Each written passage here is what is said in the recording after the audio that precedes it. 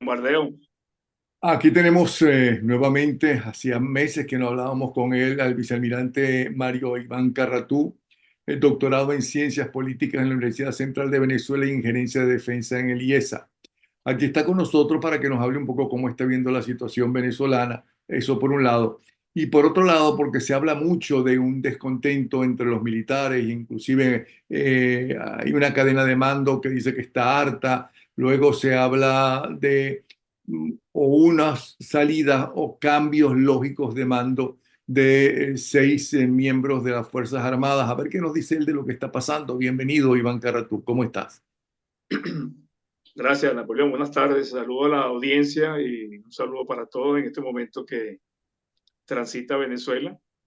Eh, yo diría que una incertidumbre, un lento avance hacia una hipotética solución y libertad en Venezuela, pero que en la medida que transcurren los días, yo siento que como que se va disipando la esperanza que hubo o había hasta hace muy pocos días. Claro, es una apreciación desde la distancia, no tengo los elementos de juicio para medir la temperatura interna, no solamente esa temperatura opositora, sino la temperatura interna en el sector opositor, que no solamente son las Fuerzas Armadas, son los problemas que pueden existir a ese nivel, donde ven una abrumadora mayoría de rechazos desde el punto de vista social y una opinión pública internacional que no cesa de ser opinión, pero que hasta ahora está como controlada o observando más de cerca el acontecer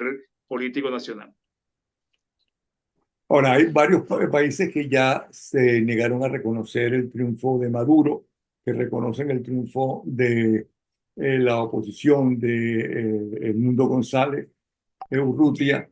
Eso por un lado. Y por otro lado, dice María Corina, y lo he dicho y repetido, que parte del éxito de conseguir las actas de votación, ¿no? Y haberlas mostrado al mundo entero a través de los medios de comunicación modernos, pues que la ayuda para conseguir eso fue muy importante la posición de los miembros de las Fuerzas Armadas que estaban en los diferentes puntos de votación. Y por otro lado, hemos visto en video miembros de fuerzas, no solamente de las Fuerzas Armadas, sino de la Guardia Nacional y de policía, que se unen a las marchas de los opositores. ¿Tú sientes eso realmente o son muy aislados casos? ¿Y qué Claro que, significa todo eso? claro que lo he observado y he hecho mis propios análisis y también mis opiniones en círculo muy reducido, donde me encuentro porque los medios de comunicación y las opiniones que han sido difundidas demuestran un triunfalismo que yo realmente no lo percibo de igual manera. No quiere decir que no exista, es la percepción personal. Y comparo lo que está ocurriendo ahorita con mi tiempo de servicio, aunque no son las mismas épocas, son los diferentes actores, diferentes situaciones políticas que vivía el país en aquel entonces. Institucionalmente estaba mucho más mejor construido, mejor interactuado las instituciones políticas del país, entre ellas las Fuerzas Armadas, y lo que se vivía en los cuarteles. Cada periodo electoral en aquel entonces, déjame ir un poquito atrás, eh, en las unidades navales, que es donde yo me desempeñé, siempre había el comentario: los políticos echaron a perder el país, ahora que lo arreglen. Eso era lo que se comentaba en los casinos y en las cámaras de oficiales de la base naval de Puerto Cabello, en todas las unidades, cuando nos reuníamos en la tarde o en la noche en el casino a ver la película o a tomarnos un fresco, una cerveza, algo en el casino de oficiales, invariablemente había el comentario. O sea, claro, en aquel entonces habían instituciones, un gobierno democrático y un Estado de Derecho y una separación, entre comillas, de poderes. Ahora eso no existe.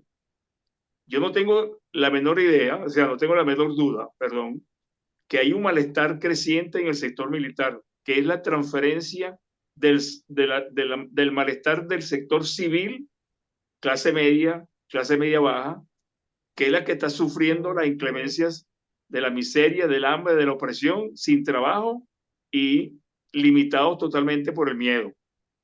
Ese es un escenario actual.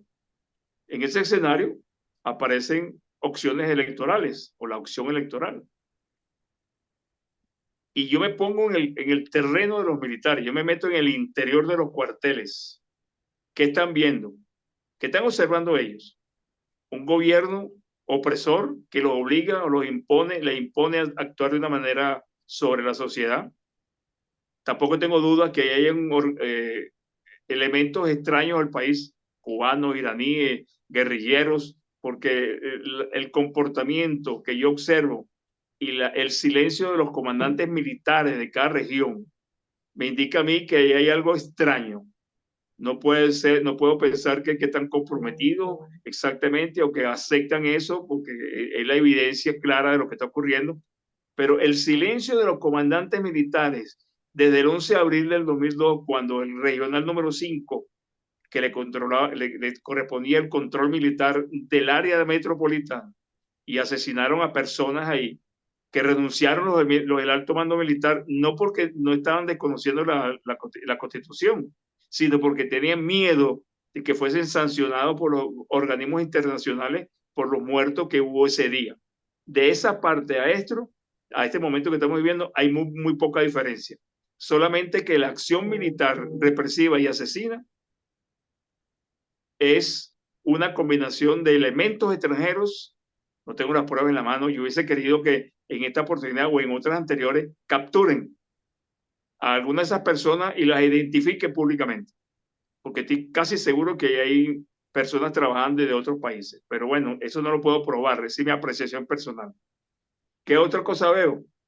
Que el sector político o partidista o los candidatos a la oposición se expresan con razón, no lo critico, pero se expresan de la institución de una manera subjetiva y como desprecio, porque estamos acostumbrados a 20 años de dominio político donde la separación de poderes no existe, donde no le cargan a los miembros de la Asamblea Nacional, del poder judicial, del poder soberano y del poder electoral, que son poderes del Estado, no le cargan la responsabilidad de la ruptura del hilo constitucional y de la actitud represiva del presidente de la República. La separación de poderes en todo gobierno significa que estos poderes mantienen el equilibrio y deben recuperar constitucionalmente cuando el Estado de Derecho se pierde. Nosotros tenemos ya casi 20 años sin Estado de Derecho y los poderes siguen siendo los mismos.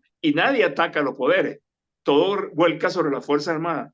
Si las Fuerzas Armadas intervienen, viene el punto, actuaron los militares y tienen que entregar el poder inmediatamente.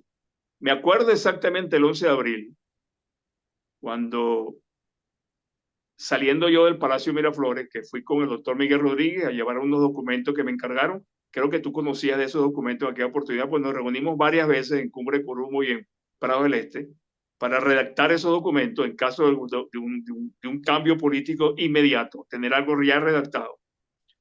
A mí me encargaron de llevarlos al Palacio. Yo fui, no lo pude entregar al despacho presidencial, no me dejaron entrar. Y me acuerdo que el que me paró en la puerta del despacho fue el hermano del almirante Molina, que es un señor doctor en odontología o en oftalmología, médico. Me dijo que no podía pasar porque estaban reunidos. ¿Quiénes estaban ahí? Cecilia Sosa, Centeno Lucinchi, el almirante, el general Taliaferro, el general Hernández, y estaban discutiendo con Carmona. Cuando ellos salen del despacho, yo estoy en la puerta del despacho parado y salen Ayala Corado, sale Bruber Carías, sale la doctora Cecilia Sosa y sale Carlos Ortega. Al que yo más le tenía confianza en ese momento era Carlos Ortega. Y yo, Carlos, ¿qué es lo que está pasando? Me dice, esto es un desastre, me voy. En ese momento Miguel Rodríguez y yo no fuimos. Lo que había en el palacio era un caos. Y se sabía desde hace una semana atrás que el gobierno estaba dando tumbos por las manifestaciones mayoritarias que había en la ciudad capital y en algunas otras ciudades importantes del país. Yo me vuelvo al presente, que ha ocurrido de un tiempo a esta parte, me refiero a hace un mes, mes y medio, antes de las elecciones, durante las elecciones y ahora. Mucha masa crítica, mucha masa manifestando, mucha masa demandando que los militares no actúen como debe ser, pero también demandando que los militares sean árbitros. Y cuando el militar es árbitro, la población tiene que aceptar lo que los militares digan, porque el poder político se transfiere automáticamente a las Fuerzas Armadas. Y la sociedad venezolana no está preparada mentalmente ni estructuralmente para aceptar esa posición temporal o definitiva de la Fuerza Armada. Voy atrás. Me acuerdo que yo llamé al presidente Pérez en esa oportunidad. Yo fui a La Carlota, en La Carlota estaba un gentío manifestando en la puerta de la base aérea entre el CCT y La Carlota, muchísima gente, y no se podía transitar. Había una emoción grande, había un desespero, había gritos, mucha gente, periodistas montados en las tarimas, Kiko, la señora Colomina, Patricia Poleo, Orlando Urdaneta, Molina, otros generales montados ahí. Yo me fui a hablar con el presidente Pérez. Lo llamé y le dije, presidente, esto está extraño, no lo veo consolidado. Ya Chávez está fuera del país. ¿Qué me recomienda usted? Me dice, espérese un momentico. Estoy hablando con el comandante del ejército. Déjeme hablar con él y lo atiendo. Claro, él dejó el teléfono abierto y habló por otra línea, me imagino, porque yo escuché la conversación de él, no la del general Velasco. Y él le decía a Velasco, tomen el poder, el alto mando militar, pongan orden, control la sociedad, control de la población, en el sentido que la protejan, y entre 15 y 20 días le entreguen el poder a una junta de transición. Junta de transición, y después se verá cómo se avanza en esta nueva retoma de la democracia en el país y la libertad. Pero me sorprendió cuando el presidente me comenta, oye, el general Velasco está acompañado del doctor Germán Escarrá y ellos iban a hablar con Fidel Castro. Y digo, ¿cómo es la vaina? Que le están consultando a Fidel Castro qué es lo que van a hacer en Venezuela, cuando prácticamente lo que hay es que tomar el poder político y asumir una nueva dirección. Bueno, esa transición, esos pequeños minutos, segundos o horas que transcurrieron desde que Chávez lo sacan de Fuerte Tiuna en la mañana del 12 a la tarde del 12, ya el escenario político había cambiado. Y lo que yo vi en Miraflores me sorprendió notablemente por la actitud agresiva de las personas que estaban en la parte interna del palacio. Habían como unas 200 personas, quizás más. Yo oía gritos, groserías, maldiciones, nombrando personas, yo voy a ser ministro, o sea, un caos. Y después cuando Carmona firmó ese decreto que se juramentó, si tú observas la visión, o sea, la filmación, la noticia de lo ocurrido en ese momento en el palacio, ahí había un caos, gritos, estridencia, desorden, pero intereses de poder. A mí se me acercó una señora a saludarme y no estaba en ese momento antes, la señora Pilarica Romero. Me dice, no se vaya, almirante, que esto se va a acomodar ya. Le digo, no, esto es un desorden. Yo no veo aquí solución. Yo no veo concreción de lo que está ocurriendo. Y yo le digo, yo me voy. Y me fui. Nos fuimos, Miguel Rodríguez y yo. Pero ¿qué ocurre? Habían personas escribiendo memorando y cartas ahí en sus computadores, en sus cosas, buscando oficinas, repartiendo cargos. Me dice, ¿y quién está repartiendo cargos? Voy para Conatel, voy para tal parte. Entonces yo decía, oye, ¿cómo es esto? Si todavía no se ha consolidado el gobierno y están repartiendo cargos.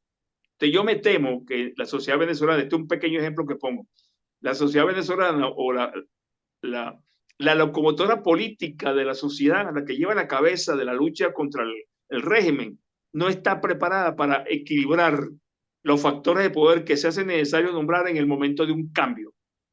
Y si eso no se prepara antes y no se aceita, no se manosea antes, puede ocurrir sorpresas y el gobierno puede regresar, si es Ahora, que se pero va. tú, eso fue lo que tú viviste.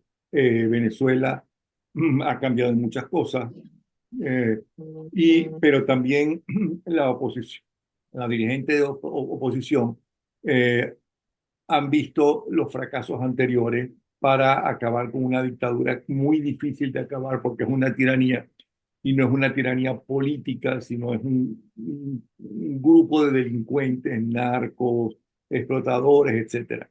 Y apoyado por otras dictaduras, que ya no es la cubana solamente, sino es la rusa y la iraní, por citar dos de ellas.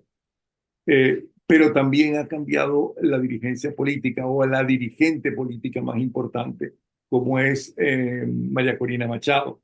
Él tiene una forma de hablar y la gente está unida, no estaba como antes dividida por diferentes partidos, por diferentes toldas políticas y cada tolda dividida también entre sí. El mundo ha cambiado.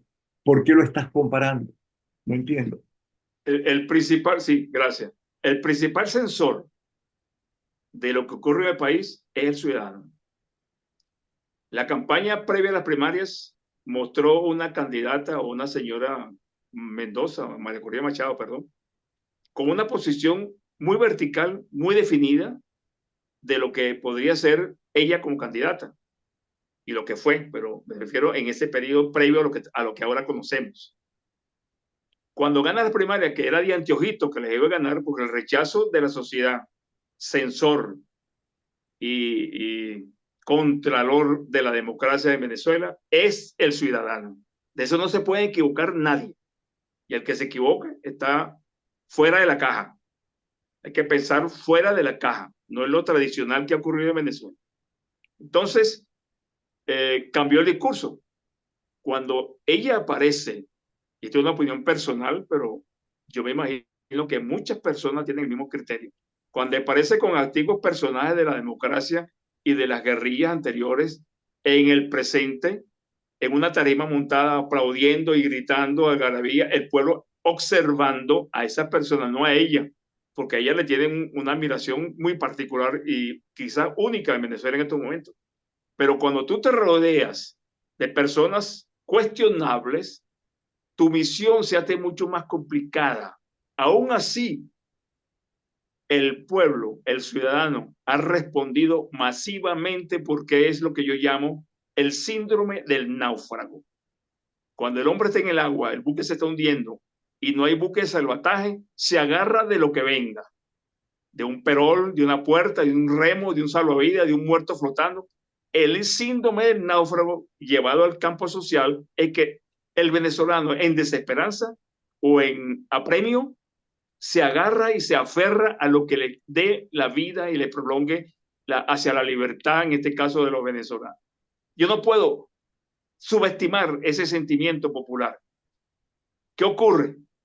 Ahí voy al punto que quiero llegar, que fue la primera pregunta tuya. Me disculpa que me haya extendido. No sé si explico claramente lo que quiero decir. El sector militar del año 2000 está formado como Fuerzas Armadas comunistas. Los profesores de las academias, al recibir el pensum académico para la asignatura que les correspondía a dictar, recibían un anexo que usted va a dar la clase, por ejemplo, en la Armada, navegación, trigonometría, resistencia a materiales, físico-química, termodinámica, etc. Aquí están el panfleto comunista. Tenían que dar adoctrinamiento comunista a los cadetes. 2000. Y lo digo con pruebas, no porque me lo comentaron o porque lo leí en una prensa, no, con pruebas de cadetes y oficiales graduados en ese periodo. Los fines de semana, los días lunes o fines de semana, los cubanos le daban instrucción a todos los cadetes del último año de formación, o sea, a los alfereces y a los guardiamarinas de cada escuela, en el Parque Central, dirigido por el general Miller Rojas y los comunistas reconocidos y respetados públicamente por el gobierno. Entonces, ese adoctrinamiento, ese bombardeo en esos jóvenes de 18, 20, 22 años, 24 años, más lo que están viendo, más la corrupción. Cuando aplicaron el Plan Bolívar 2000, yo le dije, inclusive le dije a Carlos Blanco y a Miguel Rodríguez, ese Plan Bolívar 2000 es un antro para la corrupción, es una patente de corso para corromper a los militares. Al corromperlos, los cierran, los obligan a responder las exigencias del gobierno. Y eso ha sido consecutivamente durante estos 25 años. No el plan Bolívar dormir porque feneció, pero en ese momento la corrupción militar se hizo fuerte porque manejaban los recursos. Pero se hizo Sacaron a los fuerte a gobernadores, todo sacaron a los nivel o gobernadores, se hizo fuerte sacaron en un sector de las fuerzas militares. un sector, pero ahí todo. Yo tuve una oportunidad viendo a un mayor del ejército que le sacó la chequera a un constructor de esto que hacía carretera y hace carretera. ¿Cuánto te debo pagar? 200 millones. El capitán de su chequera le pagó al contratista 200 millones como inicio de la carretera Barquisimeto-Quibor, una autopista que estaban haciendo por allá. Y yo le dije a Miguel, oye, esto es un proceso terrible de corrupción militar. Esto va a acabar con la institución y con todo, porque todo el mundo se va a plegar. La estrategia de Chávez era sacar a los ciudadanos bajo el control civil de los gobernadores y alcaldes que se había logrado en la democracia y la reforma constitucional que adelantó Pérez, y le está trasladando a los cuarteles y guarniciones el poder y la discrecionalidad de contratar y de dirigir obras. Eso quedó en el seno militar, eso Por quedó en la cierto, corrupción. y le dieron un ¿Ah? cheque porque normalmente lo que tenían era muchísimo billete en mano. Sí, yo veía, me contaban, bueno, veía, no me contaban los amigos míos que le entregaban bolsas esas negras de basura llenas de billetes Ahora para pagar bien, a los obreros. Entonces, ahora esa bien, corrupción, ujú, y lo que quiero aterrizar esto, esa corrupción difícilmente se supera si no hay una medida jurídica y no hay perdón y no hay leyes que permitan el perdón de toda esa cantidad de desafueros que se han cometido en el país, civiles y militares. Entonces, el borrón en cuenta nueva le quita del pueblo, le quita la aceptación, le quita el respaldo. No le gusta, porque a nadie le gusta que perdonen a, a bandidos, a ladrones o a corruptos. pero Te pongo un ojo, ejemplo. Hoy, ellos hoy, no hoy, hoy, dicen hoy, me, eso. hoy me ocurrió algo muy sorprendente. Ujú. Te lo confieso, y el que me quiere entender, que me entiende, y el que no le guste, pues tiene derecho a no gustarme. Yo acabo de ver hoy al presidente de la OEA, Almagro, sentado y dialogando con el general Figuera, un asesino, un traidor, un torturador. ¿Cuál es el ejemplo que se le da a los militares de esa conferencia, donde todos ellos saben quién es Figuera y todos sabemos quién es Figuera? ¿No te parece que hay una traición al pueblo venezolano desde el extranjero, desde la OEA, a sabiendo que México, Nicaragua, Cuba, Colombia, Brasil y Chile son de la misma cuadra del gobierno venezolano? Entonces, estamos trabajando de una manera impúdica, y la asepsia no existe en la campaña electoral de Venezuela. Llámese como se llame. No estoy hablando aquí de personas, yo no estoy en la condición de criticar. Yo puedo opinar, pero cuestionar la acción de lo que se ha hecho y lo que se puede hacer, yo no estoy en condición de hacerlo, pero observo como ciudadano y opino como ciudadano, porque es mi obligación, es mi derecho, nadie me lo puede conculcar. Entonces, a mí me sorprende eso. También me sorprende, y lo voy a decir con mucha frontalidad, el Frente Institucional Militar. Generales y almirantes de mi generación y de las más jóvenes, organizados como un partido político, organizados para apoyar campañas electorales, organizados para esperar cambios importantes en la estructura militar, quizás o no, para ocupar puestos en las nuevas Fuerzas Armadas que puedan aparecer después de todo este desastre. Yo les pregunto a ellos, ¿y ustedes qué han hecho? Igual que yo, pero yo estoy solo aquí. ¿Qué han hecho en Venezuela? Miedo, porque lo van a meter preso. Entonces, un cuerpo de generales y almirantes que opine con miedo, ¿qué pueden pensar los militares internos? Ah, estos señores tienen miedo y quieren que nosotros saquemos la cara. No es que vayan a pelear, sino que asuman una posición no partidista. Yo le mandé una carta, hice una carta pública donde decía mi posición. Ningún militar que pretenda dirigir la Fuerza Armada o ayudar a la recuperación institucional de esa fuerza no puede participar en campañas políticas ni proselitismo, porque se descalifica automáticamente. Te voy a poner otro ejemplo para que me entiendan.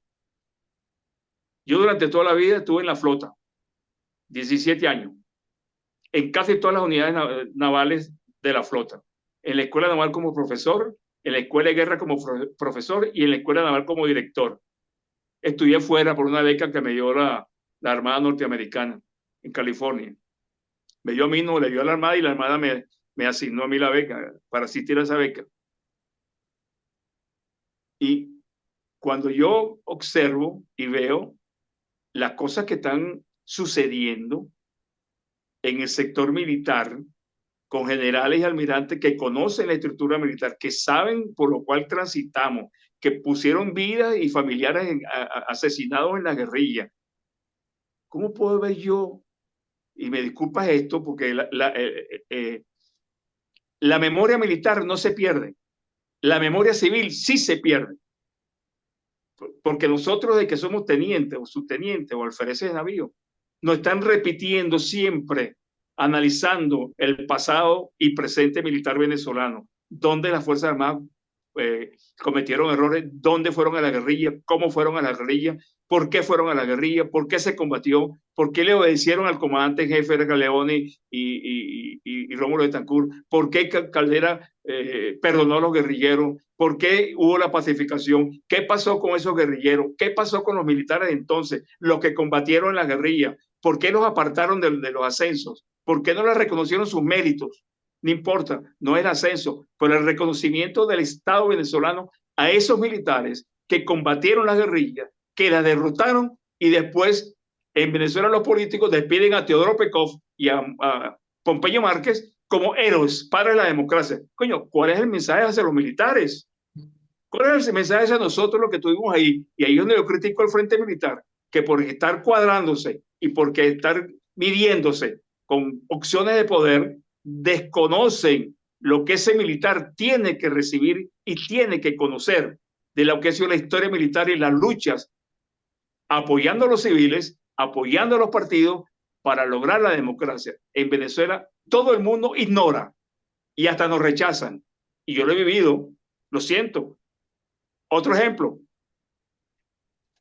yo participé por cargo en la derrota del chavismo en el asalto al Palacio de Miraflores, con mis oficiales, con la Casa Militar, porque yo dirigía directamente y todos los días al regimiento, a los pilotos y a los edecanes. Yo nunca dejé a un lado mi responsabilidad de dirigirlos a ellos y así se lo decía al presidente. Yo soy el encargado de esto, presidente, y yo quiero que me respeten mi posición, porque se metían en la Comisión de Defensa, en la Casa Militar, se metían las novias o amantes del presidente, se metían las esposas y los hijos del presidente, se metían los del Partido de Acción Democrática, se metían los copellanos y querían manejar la Casa Militar de acuerdo a como ellos pensaban. Y yo tuve que pararme los pantalones y decir, un momentico, esta vaina la manejo yo. Yo soy designado por constitución. Pero hoy ya no existen ni los adeptos ni los ¿qué ocurre? No. Hemos manejado las instituciones políticas, entre ellas la Fuerza Armada, a capricho de un partido. Y el militar tiene memoria, el militar sabe lo que ha ocurrido. Esos jóvenes que entraron con doctrina comunista, ahora se han dado cuenta que están equivocados, pero ahora, esos generales que eran subtenientes cuando llegó Chávez, o quizás no eran ni siquiera cadetes, están en el poder. Son 3.000 generales. ¿Cómo cree la sociedad venezolana, cómo creen los partidos políticos, los líderes de oposición, que esas Fuerzas Armadas van a responder? No pueden responder. ¿Quién manda? ¿Quién comanda? El responsable de todo eso se llama Maduro Moro, que es el comandante en jefe. No es Padrino. Padrino es un muñeco de Maduro. Y Maduro puede ser un muñeco de grupos extranjeros. Porque yo no creo que Maduro tenga la capacidad para manejar una estrategia de la que está actualmente ocurriendo en Venezuela. No creo. Pero bueno, vamos a aceptar el beneficio de la duda. Posiblemente sí. Pero ¿quién dice que Madrid no decide? ¿Quién dice que el comandante de la Fuerza Aérea decide? ¿Quién me dice a mí que el comandante de la Armada decide? Ninguno. Ninguno tiene capacidad de decidir. Y de ahí hacia abajo, toda la estructura militar está capturada, secuestrada, humillada, corrompida y con miedo. Porque ellos saben que entre sus filas hay sapos, hay cubanos, hay guerrilleros, Hay iraníes que en cualquier militar que alce la voz lo pueden eliminar físicamente. Y voy al ejemplo mío. 4 de febrero de 1992 salimos, pasó lo que pasó, Pérez se recuperó por él en 4 horas. ¿Qué pasó con el almirante Carratú? Preso 8 meses, porque me inventaron una de corrupción que yo no había participado. Y tuve que defenderme solo, porque ni siquiera abogados habían para defenderme.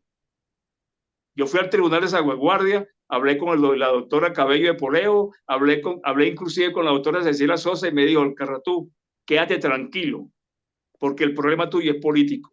Y dice, ¿cómo es posible que un problema político me afecte a mí personalmente y me destruya a mí personalmente cuando he tenido una profesión no perfecta, pero por lo menos asistida por las leyes y por la Constitución de la República? Entonces, porque yo defendí la Casa Militar, porque defendí al presidente, porque cumplí con mi misión, me metieron preso 8 meses y destruyeron una cantidad de conceptos míos.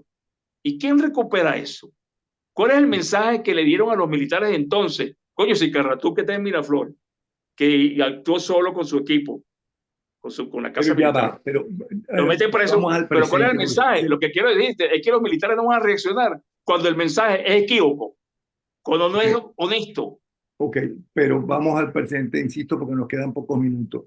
Eh, Esos militares que veían que adecos y copellanos, como tú dices, se metían y las amantes y no sé qué, ahora los nuevos militares que están allí, que se formaron como tú dices, con la doctrina comunista, al igual que los civiles, se formaron también, sobre todo en los colegios que son del Estado, se están alzando, están en la calle, están molestos. Y además, Fíjate, bueno, sus yo te familiares, digo, sus dime. familiares están en la calle manifestando. ¿Qué crees tú que va a suceder?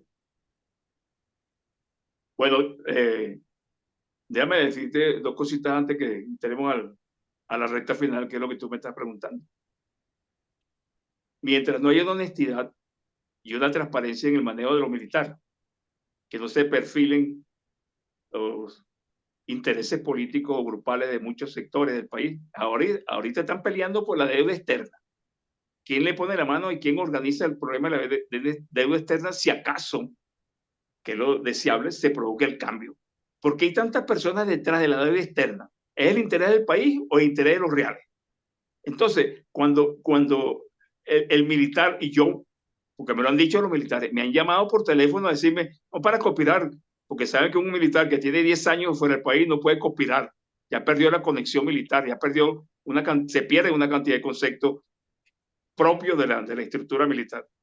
Entonces, ¿qué puede ocurrir ahorita? Tiene que haber un plan, tiene que haber un plan de buscar el quiebre de las Fuerzas Armadas. Cueste lo que cueste, salga lo que salga. Yo no puedo buscar el quiebre de las Fuerzas Armadas cuando yo me estoy reuniendo con Barreto, cuando yo me estoy reuniendo con una cantidad de chavistas. Porque acá dice el militar, coño, vamos a intervenir, o pienso yo como individuo, voy a intervenir para que todo el poder lo agarre Barreto de nuevo, y está Elizarra, y está Luis Ortega Díaz, y está todo el mundo manejándose. ¿Qué es lo que están buscando esos señores? El quiebre militar para que los generales de los centauros que todavía hay en el poder retomen el poder y regrese la doctrina chavista, no la madurista. Ustedes no se han dado cuenta que están jugando con candela, porque hay que buscar defenestrar esas ideas, apartar a esas personas y dedicarse con gente nueva, que hay muchísima en Venezuela, calificada, preparada, seria, honesta, éticamente. Esa es la figura que el militar quiere ver. Y si yo no veo eso, no hay ningún quiebre, porque no va a ocurrir nada. Eso es lo que yo te puedo decir en este momento. No estoy en Venezuela, estoy fuera, pero yo lo percibo y lo resumo, porque el pensamiento militar, comunista o no comunista, es diferente al pensamiento de los partidos y de los ciudadanos. Por eso somos diferentes, porque el Bien, pensamiento nuestro es diferente. Entonces ese bien. pensamiento tú tienes que llegarle. A mí me llamaron unos oficiales del ejército hace 4 meses. Estamos tratando de ponernos en contacto con el 20, el proyecto 20, porque ni siquiera partido es todavía. Y nos mandaron para el carajo. Entonces, ¿qué puede ocurrir en esos militares que están tratando de contactar para actuar? El militar no va a tomar el gobierno. El militar va a apoyar obligatoriamente el avance de la dirigencia o el liderazgo político del cambio.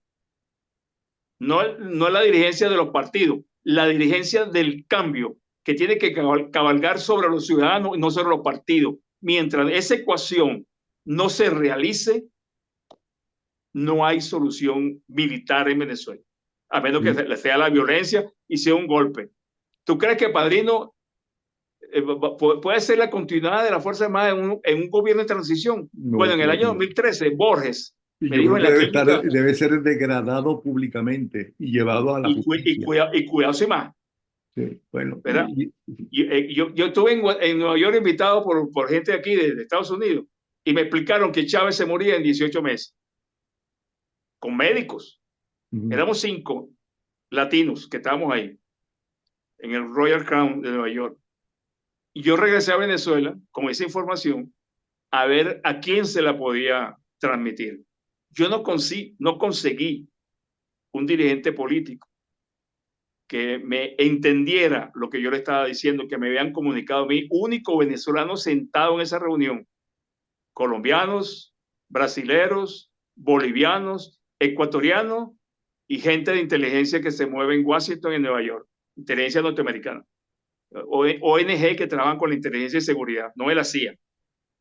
Bueno, yo hablé con un médico amigo, le conté mi preocupación y como a los 10 días me llaman, eso fue en diciembre de 2011, me llaman de la oficina de ese médico, el consultorio, que tengo cita. Digo, yo no tengo cita con usted. No, si tiene cita, véngase, lo estamos esperando. Y yo, que pasa algo raro. Bueno, visito un médico normal, aunque sea una pastilla de aspirina, me manda. Y me fui a la reunión en la oficina de ese médico en La Floresta. No lo digo por seguridad, porque yo no le guardo nombre a nadie, pero en este momento hay que tener cuidado con lo que uno dice, porque puede afectar a terceras personas. Entonces, me consigo que estaba Borges esperando. También estaba otro periodista muy conocido en Venezuela, que se retiró a tiempo, antes de comenzar a hablar. Yo hablé con Borges y le expliqué. Me dice, no, que se muera. Nosotros estamos preparados porque va a ganar Capriles. Yo le dije a Borges, Capriles no gana. Anótenlo. Y otra cosa, tienen seguridad para Capriles. Lo están protegiendo. Porque no es Chávez el enemigo. Es la izquierda internacional o los colectivistas internacionales que están detrás del gobierno venezolano y todavía están. Iván, buenísimo tu conversación. Nos quedan segundos. Tenemos que hacer un segundo programa para continuar y lo que hemos hablado de que tenemos que grabar todo lo que tú has vivido, pero ya te fuiste demasiado lejos de Florida. Lo tenemos que hacer de un momento a otro, ¿ok? No, déjame darle un mensaje a los Se va a venezolanos en este caer, momento. se va a caer la conversación. Bueno, lo que quiero decirle es que no hay que desmayar, hay que seguir trabajando, hay que seguir luchando. La libertad cuesta mucho.